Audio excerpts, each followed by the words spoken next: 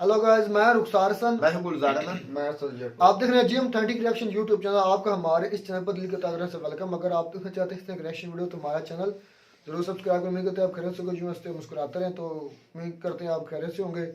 तो चलते हैं जी वीडियो की। यहाँ वीडियो का टाइटल तो खैर नहीं लिखा, देखते हैं लोग की वीडियो फिर देते हैं अपना रिएक्शन। नमस्कार दोस्तों, डीडी रेड के एक और रिएक्शन वीडियो में आप सभी का स्वागत है। मैं हूं आलो। तो आज जो वीडियो मैं आप लोगों के लिए लेकर आया हूं और जिस वीडियो पर मैं रिएक्शन देने जा रहा हूं वो वीडियो है डेली स्वैग का और इसका टाइटल है इफ पाकिस्तान आस्क फॉर आटा from India will India help Pakistan. मतलब अगर पाकिस्तान ने आटा मांगा तो क्या इंडिया हेल्प करेगा इस मामले में, मतलब क्या इंडिया पाकिस्तान को आटा देगा। तो चलिए भाई देखते हैं कि पाकिस्तान की जनता जो है इस पर क्या कहती है। इसके क्या हालात है बताइए जरा हमारी ऑडियंस को। यार मेरा ख्याल है कि पाकिस्तान में किसी भी बंदे से पूछने में वो बता देगा क्या हालात चल रहे हैं। क्या हालात हुकूमत की तरह चल रहे हैं, वो भी डाउन है हालात, बिजनेस भी डाउन है। बिल्कुल सही सर। बिजनेस के तो एक बंदा मुझे लास्ट टाइम मिला, कहता कि भाई फैक्ट्री बंद कर दी, 1000 मेरे पास वर्कर थे, फैक्ट्री बंद होगी। क्या हालात चल रहे हैं सर, क्यों ये हालात क्यों है? डॉलर के निस्बत पाकिस्तान की करेंसी की वैल्यू क्यों डाउन हो रही है?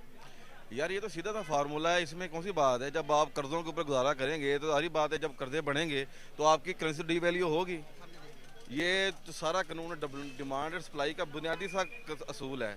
आप कर्जे लेने आज बंद कर दे, आज आपका रुपया डॉलर के बराबर आ जाएगा। सही बात इसमें क्या मुश्किल बात है सर, ये नॉर्मल बंदों को पता है। ये मसला है कि कर्जा मैंने नहीं लिया लेकिन मुझे पे करना पड़ा है। सर इतना बड़ा फार्मूला है, ये फार्मूला नॉर्मल बंदों को पता है। जो बड़े लेवल पर लोग हैं, जो हमारे प्राइम मिनिस्टर्स हैं, जो मुल्क को संभाल रहे हैं, जो फॉरेन मिनिस्टर्स हैं, उनको ये फार्मूले की नहीं समझ में आती। भाई उनको तो हमसे ज़्यादा 10 गुना पता है। कुरान मजीद में एक लफ्ज़ आता है कि ये जुल्म को और नाइंसाफ़ी को ऐसे पहचानते हैं जैसे अपने बच्चों को पहचानते हैं। कुरान मजीद गलती नहीं कहता। अंदर का एक बच्चा बोल पड़ता है। यानी कि इंसान पागल भी हो जाए ना, अपनी औलाद को पहचानना नहीं भूलता। ये जुल्म को और नाइंसाफ़ी को ऐसे पहचानते हैं। जुल्म क्यों नहीं खत्म करते? जानबूझकर कर रहे हैं ना, नुमाइंदे हैं सरमायादारी निज़ाम के।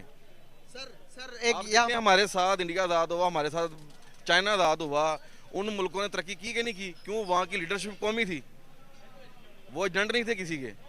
आज पाकिस्तान के अंदर अगर हम इस बदहाली तक पहुंचे, उसकी वजह क्या? हमारा जो सिस्टम है वही हमारा नहीं है। आपकी मशहद आज़ाद नहीं है, बहुत बड़ी बात। फैसले ही आप नहीं कर रहे। आज तक हमारे ऊपर पाकिस्तान का लोकल वज़ीर ख़ारजा नामजद नहीं हुआ। 70 साल की तारीख में पाकिस्तानी वज़ीर ख़जाना आया? बताएं मुझे। एक बात सर, हम यहाँ पर चीखते हैं, चिल्लाते हैं, कैमरे के सामने, लोगों के सामने चीखते हैं कि इंडिया में मुसलमानों के साथ बहुत ज़्यादा जुल्म हो रहा है। सर अगर मुसलमानों के साथ जुल्म को अगर एक तरफ से देखा जाए तो वहाँ पर मुसलमानों को 25 रुपए किलो आटा मिल रहा है। सर वहाँ पर मुसलमानों के फैसिलिटीज ऐसी है, हर किस्म की ट्रेन। सर जिंदगी का निज़ाम और इकोनॉमी 5वीं, दूसरी, तीसरी बननी जा रही है, इंडिया सबसे बड़ी। यहाँ पर पाकिस्तान में मुसलमानों के साथ क्या हो रहा है सर? देखे ना, आटा नहीं मिल रहा, लोग कतारों में मर रहे हैं। सर मैं छोटी सी बात बताऊँ, 1947 हम दोनों मुल्क लैदा हुए हैं। आज तक इंडिया में उतने मुसलमान कत्ल नहीं हुए जितने पाकिस्तान में हो चुके हैं। नहीं, अगर मेरी बात गलत हो तो मुझे दुनिया में किसी जगह पर ले जाएं कि यहाँ आपने यहाँ पे शिया सुन्नी फसाद में कत्ल नहीं किए, यहाँ आपने तस्सुब की बिना पे कत्ल नहीं किए। वहाँ पर तो जो हुए ना, वो तो देखो ना कसीरुल मज़ाहिब खता है। हिंदुस्तान में 1000 से ऊपर मज़हब है, पता है आपको इस चीज़ का? देखिए मैं लगातार ये बातें कह रहा हूं ना, और कई सारे मेरे दर्शक कहते हैं कि आप सिर्फ पाकिस्तान को पकड़ के बैठे हुए हैं। देखिए मैं जो लगातार बातें कह रहा हूं, अब धीरे धीरे आपको ये बातें वहां पे नजर आ रही हैं। इसका मतलब आप समझिए, सच्चाई वहां तक पहुंच रही है। और मैं इसीलिए यहां पे बैठा हूं कि सच्चाई तब तक दिखाता रहूंगा जब तक लोग वहां पे एक ने भी सोच बदली ना। अब इस भाई ने कहा ना कि इंडिया को छोड़िए, ये तो मुसलमान मुल्क है, यहां पर तो ज्यादा मुसलमान कत्ल हो चुके हैं वहां से। यही बात मैं कहता हूं कि हमें यह बात पहुंचानी है कि आप फर्क को समझिए। और फर्क ऐसे ही समझ में आएगा जब लगातार आप अपना पक्ष रखेंगे, लगातार आप अपनी बातें रखेंगे। आपको भले ही मेरी बातें रिपीट मोड पे लगती हैं कभी कभी, लेकिन यकीन मानिए कि जब तक घिसाई नहीं होती ना, तब तक रस्सी जो है वो पत्थर पर निशान नहीं छोड़ता। रस्सी को घिसते रहना पड़ता है, घिसते रहना पड़ता है, घिसते रहना पड़ता है। तो मान लीजिए कि वही घिसाई करने में बैठा हूं, तो थोड़ा बहुत समर्थन आप लोग दे ही रहे हो, देते रहिए बोर मत होइए। अगर वहाँ पर ये चीज़ें होती हैं तो वहाँ पर समझ में आती हैं, यहाँ क्यों होती हैं? ये तो मुल्क की दीन के नाम पर बना था भाई, कलमे के नाम पर। ठीक है, यहाँ पर की मस्जिदों में गार्ड खड़ा नहीं होता मस्जिद के बाहर, याद रखना। इंडिया में, पाकिस्तान में खड़ा होता है। क्यों? फिर सर हम यहाँ पर सवाल है आपसे भाई, मुझे भी बहुत बहुत बड़ा सवाल है आपका, मेरे पास इसका जवाब नहीं है। मेरे पास इसका जवाब नहीं है सर। फिर हम क्यों टारगेट करते हैं, फिर हम यहाँ पर क्यों चीखते हैं कि भाई इंडिया के अंदर क्या हमारे पास कोई और जवाब नहीं है? चीज नहीं हम समझ रहे ना यार, हम एक दूसरे के ऊपर इल्जाम डालते हैं। नुक्स निजाम का है, नक्स निजाम के अंदर है। आपका पेट खाली हो, कपड़े आपने 1000 गुना अच्छे पहने हो, आपकी तबीयत अच्छी होगी? भाई हमारा मुल्क जो है गद्दारों के हाथ में, साम्राज्यों के हाथ में है। मैं जितने मर्जी ऊपर से झंडे ले आऊँ, कप जीत लूँ, क्या फायदा मुझे उसका? एज ए नेशन क्या फायदा यार? आपके साथ कश्मीर लेता है, आज़ाद कश्मीर, मकबूजा कश्मीर में 25 किलो आटा है, 25 आप बता रहे हैं। आप इस लैंड इस तरफ कितना कर लें? ये इंडिया का बॉर्डर हमसे 8 किलोमीटर दूर है, 10 रुपये किलो ब्याज है, यहाँ पे 250 नहीं मिल रहा। सर क्या वो छोड़ के आएंगे? नहीं मतलब कि वो ये नहीं है। एक मिनट हम देखें ना, जो एग्जांपल्स होती है ना, बहुत तो इसलिए नहीं होती कि हम किससे कहानी है, हमको उनको फॉलो भी तो करना चाहिए ना। फॉलो क्यों नहीं करते? सर क्या वो 10 रुपए का, 20 रुपए का, 25 रुपए का किलो आटा छोड़कर 150 के पीछे आएंगे? वो क्यों आएंगे? पागल है यार कोई। तो ये बात हमें क्यों नहीं समझ में आती? यार बात वो मैं कर रहा हूँ मेरी जान, कि हमने सिर्फ नारे लगाए हैं आज तक, जस्ट नारों के ऊपर हमने काम किया है। कोई अमली काम किया तो बताएं। सर इंडिया के कश्मीर में तकरीबन 17 यूनिवर्सिटीज हैं। मैं वही तो कह रहा हूँ ना, आपने आज तो कोई अमली काम किया होता है? पाकिस्तान की एक भी यूनिवर्सिटी दुनिया के टॉप 500 में आती है? और इंडिया की मैं बता रहा नारे हम मारते हैं इतने बड़े को, कहते ना जितना बड़ा इंसान का दावा हो ना, उसका खिलाफ भी उतना अच्छा होना चाहिए। हम अपने दावों में, अपने खिलाफ में देखें कितना तजाद है। बहसीयत कौम आज हम कहाँ पे हैं? बहसीयत कौम आज पाकिस्तान का जो अदलिया का नंबर है दुनिया में 133वें नंबर पे आ रहा है, 145 पे चला गया, 145 पे चला गया। हमारी पुलिस का नंबर 160 पे आ रहा है। बहसीयत कौम आज तक हमने इस मुल्क को दिया गया है। वजह क्या है? नक्स क्या है निज़ाम का? मेरे पास निज़ाम जवाब पे हम बात नहीं करते। मेरे पास जवाब नहीं। हाँ, निज़ाम पे नहीं हम बात करेंगे, हम बात करेंगे सिर्फ अपनी सानवी चीज़ों पे ना, जो जुज़वियात हैं। यार असल चीज़ को पकड़ लो आप, सब कुछ ठीक हो जाएगा। सर आपको नहीं लगता कि हमें बाहर देखने के बजाय, इंडिया में देखने के बजाय कि वहां पर क्या हो रहा है, पहले हम अपने मामला ठीक कर ले? मसलन क्या मामला ठीक है? मामलात हमें अपने हुकूमत के मामलात हमें अपनी करेंसी पर सोचनी चाहिए। इंडिया की 5वीं बड़ी मैशत बन गई, हमें भी 5वीं मैशत के दौड़ पर आना चाहिए। हमें टेक्नोलॉजी के तौर पर इंडिया का मुकाबला करना चाहिए। मैं वही तो कह रहा हूँ कि आज हमारा निज़ाम अगर ठीक हो तो सारी चीज़ें ठीक हैं। देखिए निज़ाम किसी एक चीज़ का नाम नहीं है, निज़ाम किसी एक चीज़ का नाम नहीं है। उस निज़ाम के अंदर आपकी इंतज़ामिया, आपकी अदलिया और आपकी मुकदना, ये तीनों रियासती इदारे हैं, और चौथा आजकल मीडिया भी है। मैं मादल के साथ कहूँगा आजकल मीडिया का भी जो किरदार है वो क्या है, और रात को किसी एक पॉइंट को टारगेट करते हैं, असल की तरफ नहीं जाते। और यार इस कौम को एजुकेट करो, निज़ाम गलत है भाई, वापडा नहीं गलत, पुलिस नहीं गलत, ये मार्केटें नहीं गलत, निज़ाम ठीक करो, ये सारी चीज़ें ठीक हो जाएंगी। उधर आते नहीं आप, ये कहेंगे भाई आपने घड़ी चुरा ली, अच्छा आपने ये कर लिया। और यार असल निज़ाम ठीक करो। और किसी ने कहा था ना कि अगर निज़ाम ठीक हो और चोर चोरी करे तो चोर के हाथ काटने चाहिए, और निज़ाम गलत हो, चोर चोरी करे, हुक्मरान के काटने चाहिए। तो काट दें आप। एक और चीज यहाँ पर मैं नॉमिनेट करना चाहूंगा सर, गिलगित बल्तिस्तान के अंदर प्रोटेस्ट हो रहा है, यहाँ की मीडिया एक ने भी कवरेज नहीं दी, सिर्फ ये बता रहे घड़ी चोरी होगी, ये बता रहे कि वो बंदा उधर चला गया, ये उधर चला गया। इसको कैसे देखते हैं? बहुत प्रायोरिटीज नहीं उनकी जो प्रायोरिटीज हैं आजकल क्या है, हुकूमत की प्रायोरिटी क्या? मेरी हुकूमत बच जाए, ये असम्बली के ऊपर 4-5 बंदे बिठा के तो लोटे बच जाएं, ठीक है, मुल्क जाए भाड़ में।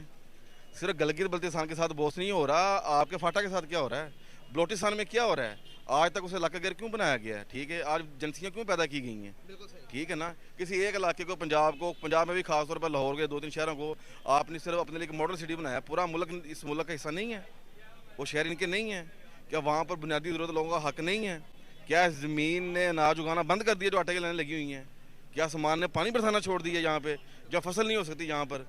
क्या यहाँ के लोगों के अंदर नॉलेज, अक्ल ख़त्म हो गई है जो ये निज़ाम नहीं चला सकते? मेरे ये सवाल आते हैं आपसे, आप रखें मीडिया के सामने। बहुत ज़बरदस्त सर, बहुत अच्छा लगा। आप जैसे बंदे मीडिया पे आने चाहिए और अपने अपने पॉइंट ऑफ व्यू रखना चाहिए। बहुत ज़बरदस्त। अस्सलाम वालेकुम। देखिए, इन्होंने जो बातें कही हैं ना, वो बिल्कुल गौर करने वाली बातें हैं, और मुझे लगता है कि पाकिस्तान के लोगों को जज्बा, कलमा, ईमान, इनसे ज़रा बाहर आना चाहिए और रियलिटी पर गौर करना चाहिए, रियलिटी पर बात करनी चाहिए। रियलिटी ये है कि आज आपके पास खाने को रोटी नहीं है, रियलिटी ये है कि आज आपके पास उपजाने को ज़मीन नहीं है, रियलिटी ये है कि आज आप पानी को तरस रहे हो, रियलिटी ये है कि आज आपके पैसे को मोहताज हो आप, रियलिटी ये है कि आपकी सियासत आज तक स्टेबल नहीं हो पाई पिछले 75 साल में। तो जब तक आप इन रियलिटीज से दूर भागोगे, इनको छुपाओगे, तो आपके मुल्क की हालत और ज़्यादा ख़राब होगी। और बिल्कुल मैं आपको यकीन दिला रहा हूं कि अगर जल्दी कुछ नहीं किया ना आप लोगों ने, अपने हाथों में कंट्रोल नहीं लिया, ये पाकिस्तान की आवाम से कह रहा हूं मैं, तो आपके मुल्क को टूटने से कोई नहीं बचा सकता। और इसका एक एग्जांपल देता हूं। अभी डावोस में कुछ इकोनॉमिक फोरम का मामला चल रहा है ना, वहां पर आपके सिंध के नुमाइंदे गए हैं, वहां पर आपके पंजाब के नुमाइंदे गए हैं, आपके वहां पर केपीके के नुमाइंदे गए हैं, आपके वहां पर बलूचिस्तान के नुमाइंदे गए हैं। मैं ये कहता हूं कि आप फर्क देख रहे हो, यहां पर एक नुमाइंदा जाना चाहिए था जो सिर्फ पूरे पाकिस्तान को रिप्रेजेंट करता, लेकिन हर अपने इलाके से नुमाइंदे गए हैं। इसका मतलब क्या है? सब अपने अपने लिए मांग रहे हैं कि जी हमें परेशानी, हमें पैसे चाहिए। सारे इलाके आपके अपने अपने लिए पैसे मांग रहे हैं।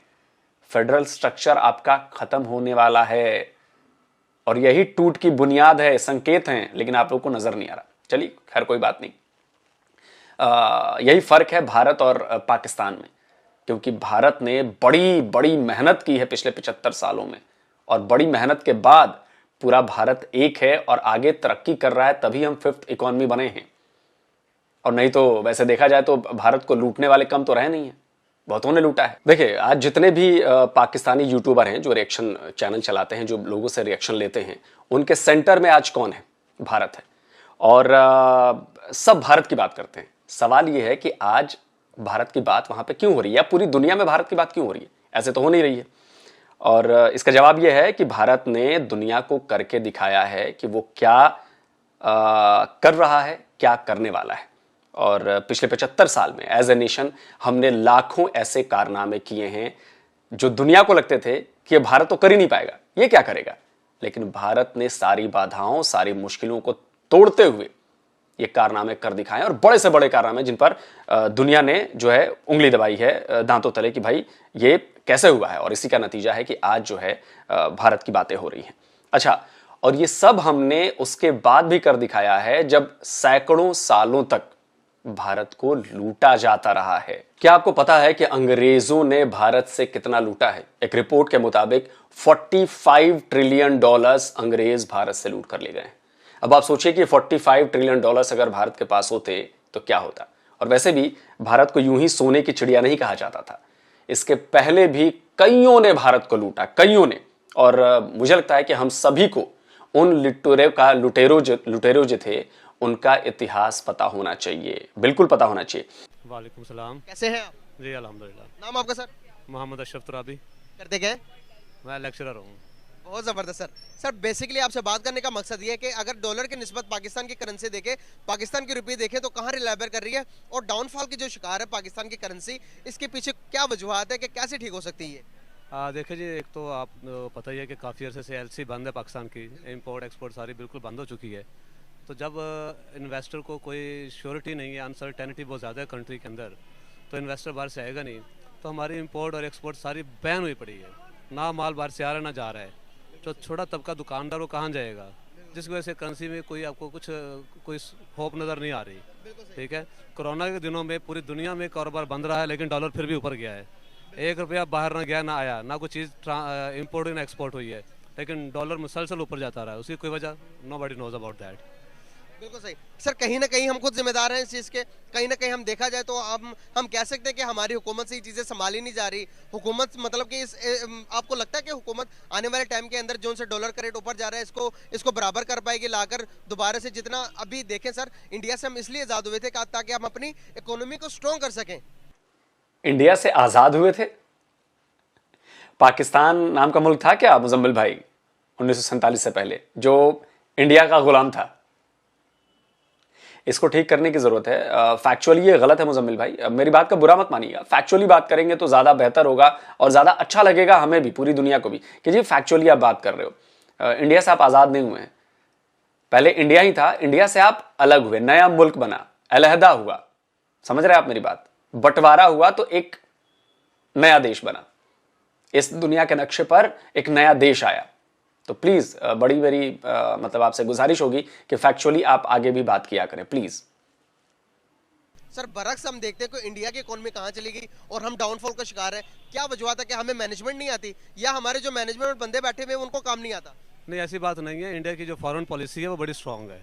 ठीक है, हमारी फॉरेन पॉलिसी को अगर आप देखें तो एक तो मुल्क के अंदर कोई स्टेबिलिटी नहीं है। ठीक है, और दूसरा हुकूमत जो है, जो भी हुकूमत आती है वो आवाम के लिए बहुत कुछ करती है। आप देखें, मैं सिंपल से एग्जांपल देता हूँ आपको। मेन आपके इशू जो है हेल्थ है, एजुकेशन है, ठीक है। आपकी हेल्थ भी फ्री है, एजुकेशन भी फ्री है। आप घरों से अगर माँ बाप बच्चों को भेजेंगे नहीं स्कूल, तो गवर्नमेंट या कोई प्राइम मिनिस्टर जाके तो बच्चों को पकड़ के स्कूल में नहीं छोड़ के आना, ठीक है। तो इसके अलावा जो मार्केट के अंदर जितना आप देख रहे हैं कोई महंगाई का सैलाब आया हुआ है, इतना हुकूमत ने नहीं किया जितना लोगों ने खुद किया हुआ है। तो इसका फ़ायदा बिजनेसमैन को ज़रूर हुआ है। तो बेसिकली ये कौम जो है थोड़ी सी डिसऑनेस्ट है।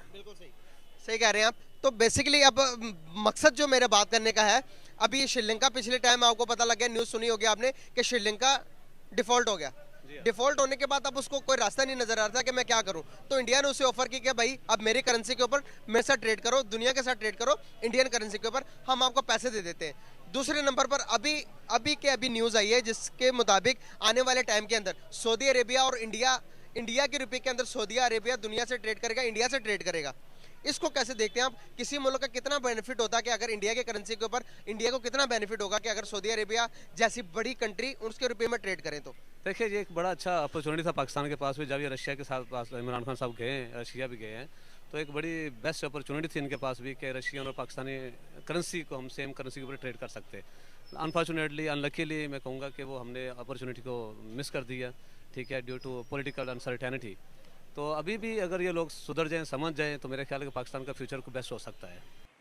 अच्छा, मुझे समझ में नहीं आता कि मतलब कहाँ पे इसकी खबर आई थी कि वो पाकिस्तानी रुपए में ट्रेड करेंगे रशिया वाले। ये खबर कहीं भी नहीं आई थी जहां तक मुझे नॉलेज है।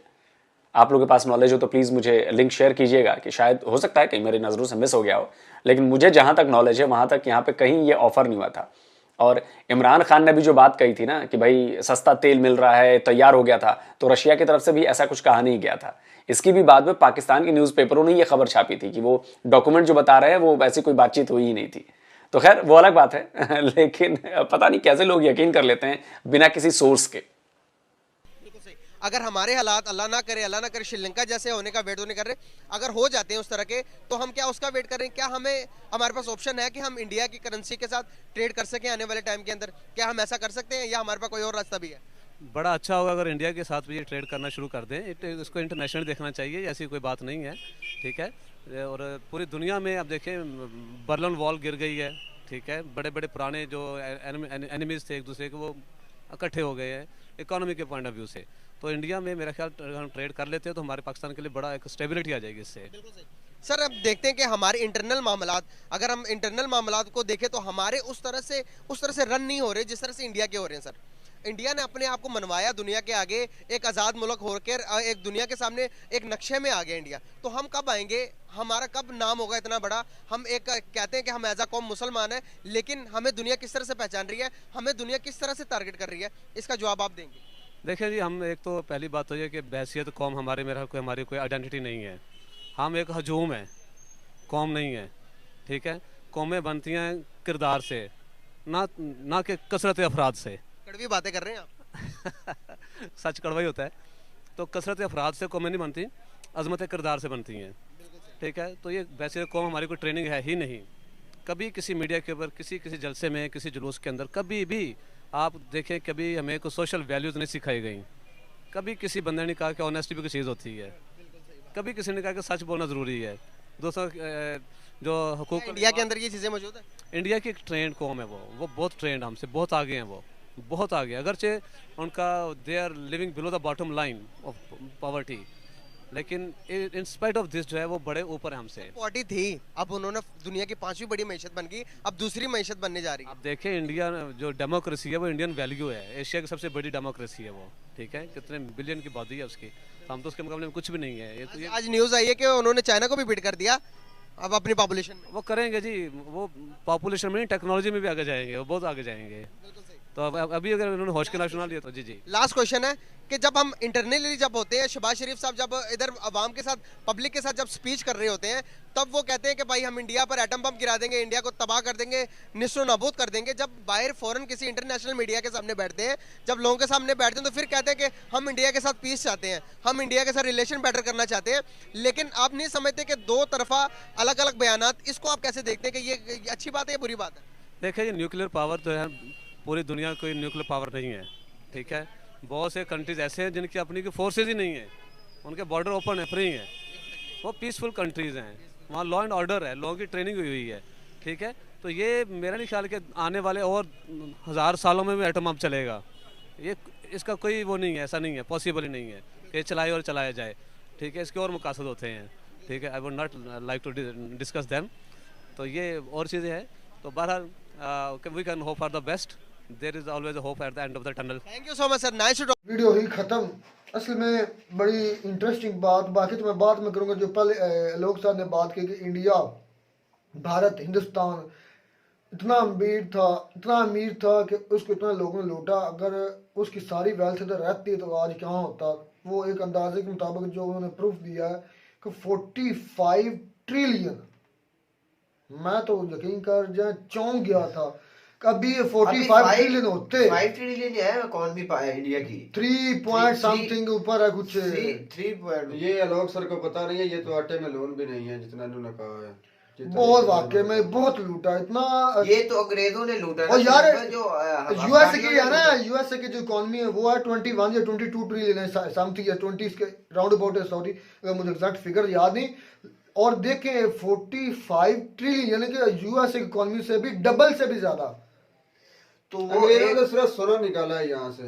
असल भाई एक अंग्रेजों की ये बात कर रहे हैं जो लूटा है, मंगोल है, अफगान है, अफगानों ने लूटा है, वो तो अलग है ना। मैं आपको जरा एक छोटा सा हिंट देता हूँ कि जब महमूद गजनवी यहाँ से वापस लौटे थे ना, तो उन्होंने सोने के महल्लात बनाए थे अपने, जो है ना अफगानिस्तान का दरुल खिलाफा, क्या नाम है उसका, काबुल तब बना। उस वक्त वो शहर और था, दीबल क्या उसका नाम था, अफगानिस्तान का वो गजनवी शहर जिसमें ये रहते थे। इन्होंने सोने की नुमाइश लगाई थी। अच्छा, तो पूरे अरब से, पूरे खित्ते बरा मतलब कि जो थे ना अफगान, वो अरब, तुर्क, ये सारे उस मुमालिक को इनवाइट किया गया था कि आप देखें कि इंडिया में कितना सोना है, हिंदुस्तान में। तो उसके बदले में जो लोग उनके साथ लड़ने के लिए आए थे ना, वो नुमाइश की वजह ही ये थी। अच्छा, नुमाइश की ये वजह थी कि देखिए उधर कितनी कीमती चीजें पाई जाती हैं। तो कुछ लोग लालच की वजह से साथ आए, कुछ लोग ईमान की वजह से साथ आए। बस इसी तरह वो असल में वीडियो ये थी, बहुत एक अलग चीज है। वीडियो ये थी, पाकिस्तान इस वक्त जो क्राइसिस में गुजर रहा है, पाकिस्तान में आटे का बहरान है, तो क्या पाकिस्तान, क्योंकि इंडिया के पास इतना ज्यादा जखीरा मौजूद है कि वो अपने फ्रेंडली कंट्रीज को एज अ गिफ्ट पेश कर रहा है, तो क्या पाकिस्तान को इंडिया से वो अनाज जो है क्या वो खरीद लेना चाहिए, वो ले लेना चाहिए, या अगर एज अ गिफ्ट इंडिया देता है या पाकिस्तान अपील करता है, क्या इंडिया ने दो तीन क्वेश्चन बनते हैं। क्या पाकिस्तान को करना चाहिए इंडिया से अपील, क्या इंडिया इस पर हमें गेहूं या गंदम देगा? सवाल ये। मैं बोलूंगा सबसे पहले कि हमें चाहिए कि जो हमने ऐसे एक नाम बनाई हुई है कि वो भी नहीं है, बनाया हुआ है कि भाई हमें तो इंडिया के साथ चाहिए, अपील करनी चाहिए। जैसे हमारी आवाम भूख से मर रही है, हमें तो अपील करनी चाहिए कि हमें गेहूं दी जाए। चाहे हमने रशिया से जाके मांगी है, हमें रशिया से भी लेनी चाहिए। पड़ोस में पड़ी हुई है, और वो अपने जो 70 कितने कंट्री को वो गिफ्ट दे रहा है। भाई गुलजार, मैं आपकी बात यहाँ पर करता हूँ। पहली बात तो ये है कि ये उनसे मांगेंगे नहीं। दूसरी बात तो ये है कि ये उन्हें मांगने से देंगे नहीं। मेरी बात भाई, मेरा सवाल यही है, मैं आपका बात का जवाब दे रहा हूँ। पहली बात ये कभी नहीं मांगेंगे। दूसरी बात, वो इनको मांगने से भी नहीं देंगे। तो इससे बेहतर है कि ये पैसे खुद अपने लगाएं और रशिया से ले लें। समझ में आई बात है? तो इंडिया से भी तो ले सकते हैं, इंडिया से क्यों? मैंने वही वजह बयान कर दी। असद भाई ने ये वो तो असद भाई ने तो खत्म ही कर दी ना कि ना वो ये हमें लेने भी चाहिए ना ये मांगेंगे। नहीं मांगना, वो क्या हमें मांगना चाहिए, वो मांगेंगे यदि वो अलग बात है। ऐसे जितने क्राइसिस चल रहे हैं ना दोनों मुमालिक में, ये ना मांगेंगे, ना इन्हें मांगना चाहिए, और ना ये वो इनको मांगना क्यों नहीं चाहिए, ये सवाल खड़ा था। पाकिस्तान को रशिया के सामने जाकर भीख मांगते हैं तो हमारे वो बेइज्जती या जितनी वो गाली गलौज इस मुल्क के बारे में करते हैं ना, तो इन्हें गैरत अगर खानी चाहिए, नहीं भी है तो इंडिया वाले गैरत खाने से अच्छा नहीं है कि हम गंदम खाएं, गेहूं भाई आप रशिया से ले लें। अच्छा, आपका बच्चा जो है भूख से मर रहा है, आप गैरत जगाते रहेंगे आप मर जाएंगे, आप गैरत जगाते रहेंगे। क्या इंडिया में है गेहूं? दुनिया में किस हिस्से वही में वो नहीं है। 70 के कितनी कंट्री हैं जिनको वो गेहूं गिफ्ट मैं कर रहे पहले हैं। भी कह चुका हूं, हमारे लेकिन अंदर उसको गैरत देखने है, की जाएगी। हमारे 93,000 सोल्जर सरेंडर किए, उसके बावजूद फिर हमने इंडिया पर चढ़ाई की, क्या फिर हमारे में गैरत है? भाई मैंने वो बात उस वीडियो में कही थी कि वो सिलेंडर जो होते हैं वो पीछे से ऑफिसर्स करते हैं, समझ में आई बात? जो सिपाही होता है, जो लड़ने वाला फौजी होता है, वो सरेंडर नहीं होता, वो पीछे से हुक्म आता है तो सरेंडर होता है, समझ में आई बात?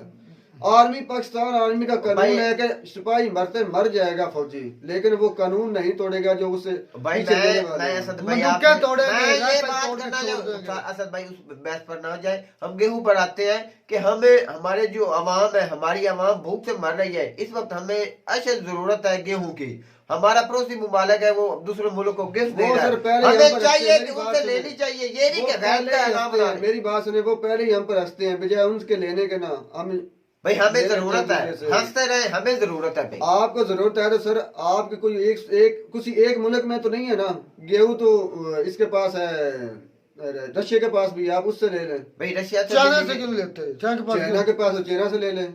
इंडिया से ले रहे हैं। इंडिया तो इसलिए क्योंकि इनका तजाद ही बहुत ज्यादा आपस में मेरे भाई। चलें जी, उम्मीद करते हैं आपको हमारी वीडियो अच्छी लगी होगी। वीडियो अच्छी लगी तो हमारे चैनल जरूर सब्सक्राइब करें। मिलता है नई वीडियो बनाते हैं, तब तक दीजिए इजाजत। अल्लाह हाफिज।